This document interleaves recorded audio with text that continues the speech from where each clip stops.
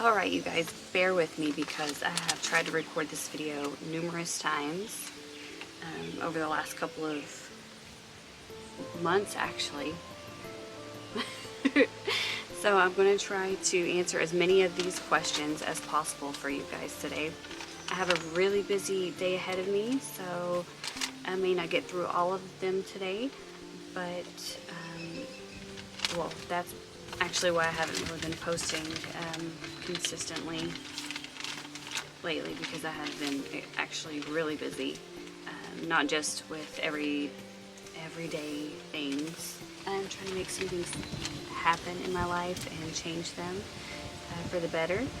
So I've been really putting forth a lot of energy and trying to manifest some things. Speaking of, before I start reading these questions, I wanted to let you guys know that I have been accepted to a nursing program for my RN. So yay! Had to let you guys know that. So let's go ahead and get into these questions. So the very first question that I wrote down is, what do you like most about your practice? And I would have to say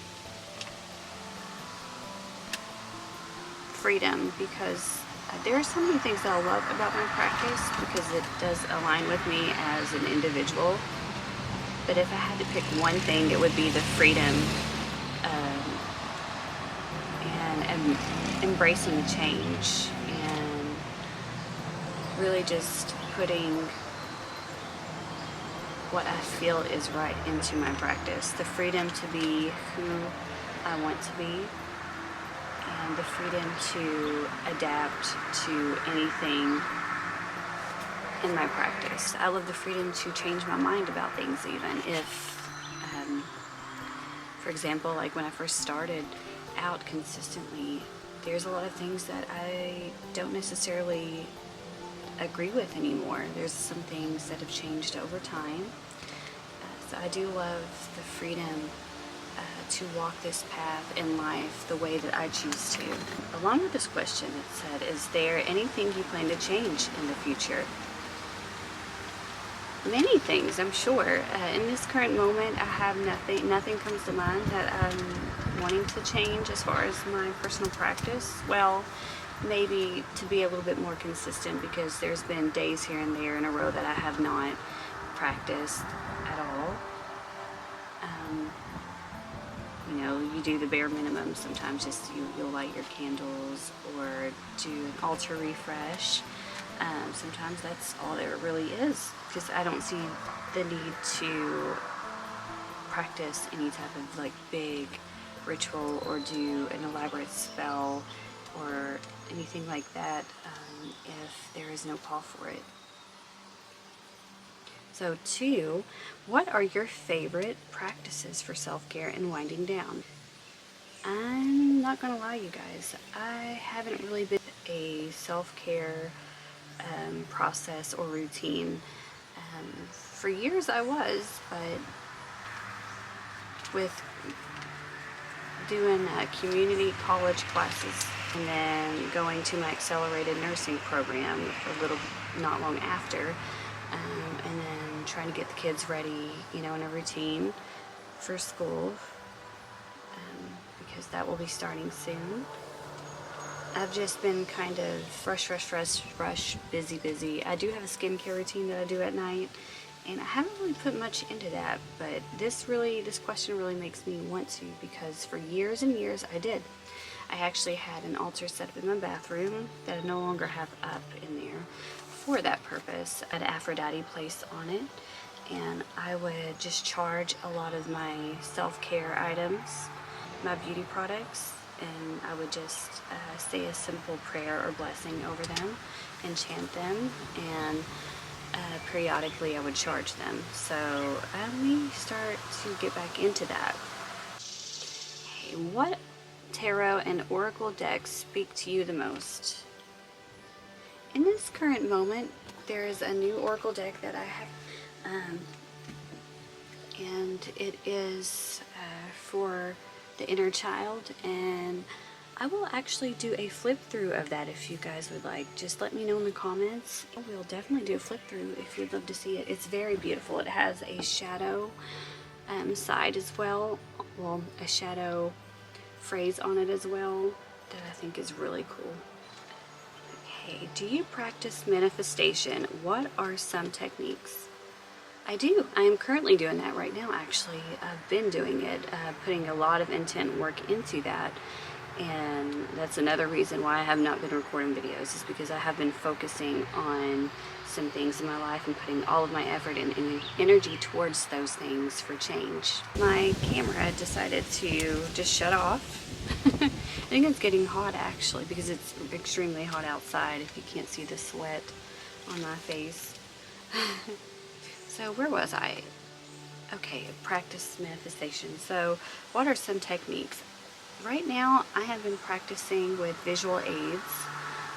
That is something I've always used, whether it's something I place on the altar that I have used in a spell, or a charm that I carry in my pocket, a specific crystal, or even certain jewelry that I wear, like this necklace. Since I've started really putting intention into working towards being a nurse, I have been wearing specific pieces of jewelry. I feel like I have really put a lot of energy into the pieces that I wear as well when I'm doing my working. So yeah, visual aids.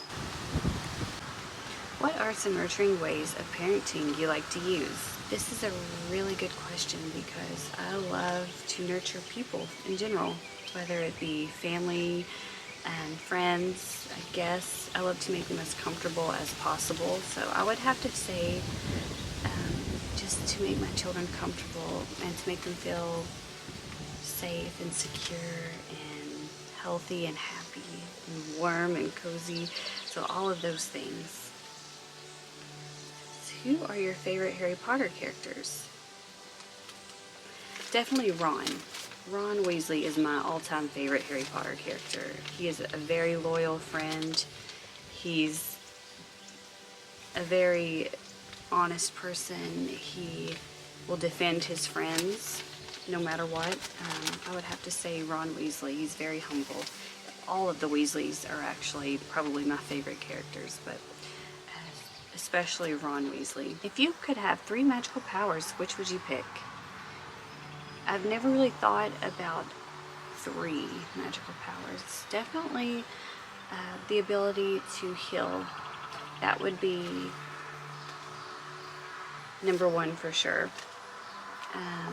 Number 2 would be the ability to fly, because I love being in the air, and I think it would be so cool to just be able to fly. I don't really know. Maybe it would be to... I don't know. There's so many of them. I really don't know. It's hard. That's a hard question. Another question is, what makes your Appalachian practice different from contemporary mainstream magic? I think the biggest thing with that would probably be that it is very folk-based. It's not like a lot of the New Age practices. There wasn't like, well, there was tarot involved once in a while, but for the most part, there was a lot more scrying, a lot more, there is a lot more scrying. There's a lot more old school divination. The Appalachian practice, there's a lot more kitchen witchery, a lot of herbal medicine involved. I grew up with a lot of that. It's basically charming as well. There's not a lot of this is witchcraft, because for the most part there's a lot of integrated religion practices in Appalachia. So I grew up with a lot of religious people as well. My grandfather was actually a preacher. He still worked some folk magic, so there's that. I think that, yeah, the big difference is it's very folk-based. Let's see. I'm gonna just answer a couple more because my camera keeps shutting off in the middle of these questions. It's just so hot. And I have books and things everywhere on my kitchen table, or I would use that. Okay, does your spouse or partner support all of your practices and beliefs? He does, 100%. He knew about it before we ever married. So if he did not want to stick around, or if he didn't agree with anything, he could have voiced it, you know. He agrees 100%, always has. I mean, he may think that some of the things I do is a little woo-woo, but for the most part, he's very respectful. He's not a super religious person himself. He does believe that there is a higher power, I guess. He himself, I think, is trying to find his own path. Let's see, I will try to answer a couple more because, like I said, this keeps trying to shut off. And then I'm going to charge my camera, and then I may bring you guys along for some of my day. So, let's see, what's another one? What's your favorite thing about being a mother? My favorite thing about being a mother is everything. I mean, there's absolutely nothing that I don't like about being a mother. I've always wanted to be a mother. I love everything involved in being a mother. One of my favorite things would probably be the exchange of energy, like love, and the fact that we learn from one another. They're always teaching me things. And I know that sounds cliche, but really, you learn so much from watching your children and watching them grow. It takes you back to a place of innocence and just a simple way of being. So there's so much that we can learn from going back to the bare basics of life, and just, they're little sponges. They absorb everything, man. And I love watching them learn things for the first time, because we are here and we are learning as well, and watching them learn, it's like I'm relearning things over and seeing from different perspectives. So I think that is really cool. Let's see, do you grow your own herbs or buy them? Both, actually. This year I haven't really planted a lot. I had some lavender. We planted some vegetables. I do use other things like chilies, peppers, and magic, tree barks, you know, all of the things that are around me. For the most part, I use what is around me. I get some things from the grocery store, you know, some of your spices in your kitchen cabinet, because I do a lot of kitchen magic. But yeah, I do both. I mean, if you can't find it, definitely buy it. I mean, get it organic if you can, as I know sometimes it's hard to come across certain herbs, roots, flowers, so no judgment in finding it somewhere else. I've gotten some really cool herbs from places that would be nowhere near here, that I've just found really cool, you know, like that I find awesome. Oh, this is neat, something new for my cabinet. So yeah, definitely both. I've done both. For the most part though, just whatever I have, what I can find.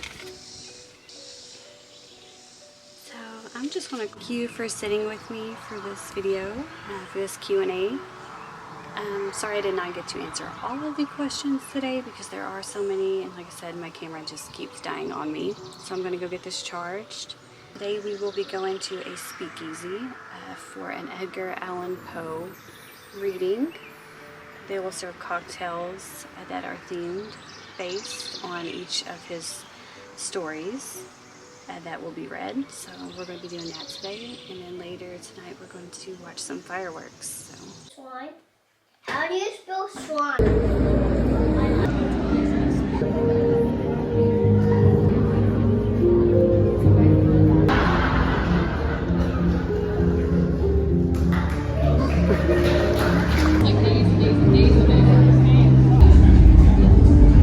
Edgar is born in the city of Boston, Massachusetts. 1 year into Edgar's life, his